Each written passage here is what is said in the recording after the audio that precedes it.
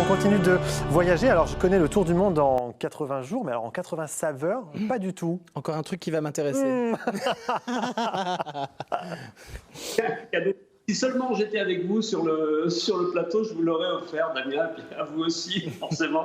Alors évidemment, c'est un clin d'œil autour du monde en 80 jours de Jules Verne, sauf que là, c'est en 80 saveurs. C'est écrit par William Navarrete et Pierre Bignami. C'est publié aux éditions Emmanuel Colas. Et l'idée de ces deux garçons, c'est justement de voyager un petit peu partout. Alors ils vont nous emmener dans l'Europe, bien entendu. On va aller en Italie, on va aller dans le sud de la France, on va aller en Autriche, et puis ensuite on va aller beaucoup plus loin, on va aller en Israël, on va aller en Arabie Saoudite, enfin voilà, dans presque tous les pays. Et à chaque fois, ils nous racontent une sorte de quête, c'est un voyage presque initiatique. On va aller dans un endroit bien spécifique qu'ils ont repéré auparavant, probablement, et qui fait une spécialité. Ils vont en Inde, ils vont un peu partout, et on découvre 80 spécialités dont franchement, j'avais pas l'ombre du début, du commencement, du doute que ça pouvait exister. Vous connaissez par exemple le lassi, vous savez ce lait qu'on boit dans les restaurants indiens et qui est super bon là. Eh bien là, on découvre le bang lassi.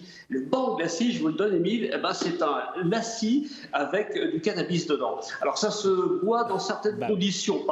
Je ne veux pas m'étendre sur la question, mais voilà, on découvre des mœurs, des coutumes et des recettes qui sont vraiment géniales. Et surtout, là, elles sont dans leur jus parce qu'on découvre qui les sert, dans quel endroit, vous avez le contexte, vous avez les odeurs, vous avez l'ambiance. Ce bouquin, j'ai adoré, je vous le conseille vraiment. C'est Le Tour du monde en 80 saveurs de William Navarrete et de Pierre Bignami.